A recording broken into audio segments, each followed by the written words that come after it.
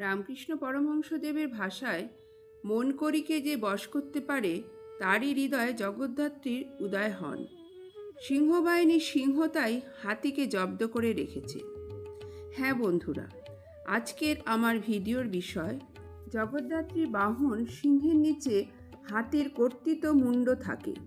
কিন্তু কেন এই মুণ্ড রাখা হয় তা জানেন কি? তাহলে চলুন আজকের এই ভিডিওর মাধ্যমে সে কথাই আপনাদের সাথে আমি আলোচনা করি।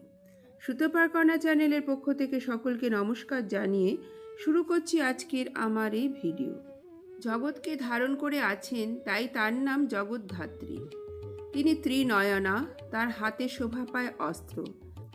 দেবীর এক হাতে শাঁখ, এক হাতে চক্র, এক হাতে ধনুক, এক হাতে বাণ। বাহন সিংহের ওপরে আসীন, জগৎকে ধারণকারী। দেবী নানা অলঙ্কারে সজ্জিতা। বাঙালির ধর্মীয় মানসে রাজসিক দেবী দুর্গা ও তামসিক কালীর পরে স্থান দেবী জগদ্ধাত্রীর। তিনি সত্যগুণের দেবী। উপনিষদে তার নাম উমা হৈমবতী। বিভিন্ন তন্ত্র ও পুরাণ গ্রন্থে তার উল্লেখ পাওয়া যায়। জগদ্ধাত্রী বাহন সিংহ, কিন্তু সিংহের নিচেই দেখা যায় হাতির কাটা মুণ্ড। এর কারণ কি? এবার আসুন সেই বিষয়ে জেনে নেওয়া যাক।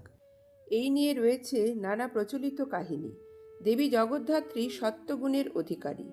জগদ্ধাত্রী অর্থাৎ জগৎকে ধারণ করেন তিনি। মনে করা হয় দেবী দুর্গারই আরেক নাম দেবী জগদ্ধাত্রী। যখন অসুররাজ মহিষাসুরের সঙ্গে যুদ্ধের সময় নানা রূপে মহিষাসুরকে পরাস্ত করছিলেন দেবী দুর্গা, তখন মহিষাসুরও দেবীকে বিভ্রান্ত করার জন্য নানা রূপ ধারণ করে দেবীকে আক্রমণ করেছিলেন। এরই মাঝে একবার হাতির রূপ ধারণ করে দেবীকে আক্রমণ করে মহিষাসুর। তখন দেবীও চতুর্ভুজা রূপে চক্র দ্বারা বধ করেন সেই হস্তি রূপে। দেবী ভীষণ রূপে বধ করেছিলেন করিন্দ্রাসুরকে। প্রচলিত বিশ্বাস অনুসারে জগদ্ধাত্রী দেবী করিন্দ্রাসুর অর্থাৎ মহাহস্তিরূপী অসুরকে বধ করেছিলেন। এই কারণে দেবী জগদ্ধাত্রী করিন্দ্রাসুরণী সুদিনী নামে পরিচিত।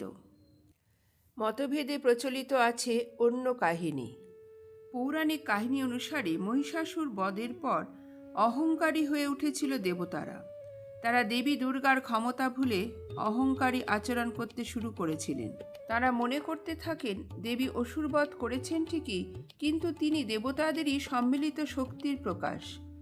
যেহেতু ব্রহ্মার আশীর্বাদের জন্য কোনো পুরুষ মহিষাসুরকে বধ করতে পারবেন না, তাই নারীর প্রয়োজন হয়েছে মাত্র। তাদের ধারণা পক্ষান্তরে শক্তিশালী অসুর বধের পেছনে রয়েছে দেবতারাই। এই গর্ববোধ দেখে তাদের শক্তির পরীক্ষা নেন দেবী। একটি তৃণখণ্ড তাদের দিকে ছুঁড়ে দেন। দেবরাজ ইন্দ্র তৃণটি ধ্বংস করতে ব্যর্থ হন। অগ্নিদেবও তা পোড়াতে পারেননি। বায়ুদেব পারেননি তা উড়িয়ে নিয়ে যেতে।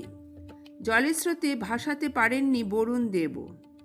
এরপরই দেবী জগদ্ধাত্রী আবির্ভূতা হন। বুঝিয়ে দেন তিনিই জগতের ধারিণী শক্তি। দেবতারা বুঝতে পারেন আদ্যাশক্তি মহামায়ার অংশ দেবী জগদ্ধাত্রী। দেবী দুর্গা এবং জগতের বাকি সব কিছুই সবই তার ইচ্ছাতেই ঘটে। এইভাবেই তিনি বিনাশ করেন দেবতাদের অহংকারকে। কিন্তু হাতিটি এলো কেন? হাতিটিকে দেবতাদের অহংকারের প্রতীক হিসেবে মানা হয়। দেবী যেহেতু দেবতাদের বুঝিয়ে দিয়েছিলেন তারা কিছুই নন, তাই তাদের অহংকারকে বধ করেছিলেন তিনি। তাই পদতলে থাকে হাতি। সংস্কৃত শব্দ হাতির অর্থ করি, তাই দেবীকে বলা হয় করিন্দ্রাসুরণী সুদিনী। আবার এই মূর্তির অপর ব্যাখ্যা রয়েছে। মানুষের মন সদা ব্যস্ত, সদা চঞ্চল, তাকে মত্ত হাতির সঙ্গে তুলনা করা হয়। এই মত্ত মন করিকে বধ করতে পারলেই সাধনায় সিদ্ধিলাভ সম্ভব।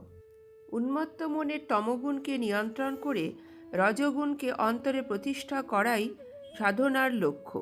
সিংহ রজগুণের প্রতীক, আবার রজকে নিয়ন্ত্রণ করে সত্যগুণ।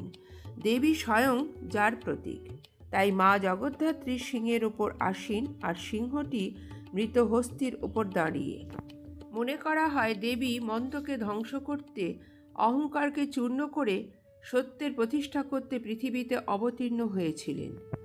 কার্তিক মাসের শুক্লা নবমী তিথিতে দেবী জগদ্ধাত্রীর বাৎসরিক পূজা অনুষ্ঠিত হয়। হিন্দু বাঙালির ধর্মীয় মানসে রাজসিক দেবী দুর্গা ও তামসিক কালীর পরেই স্থান সত্যগুণের দেবী জগদ্ধাত্রী। শেষ করছি আজকের আমার এই ভিডিও।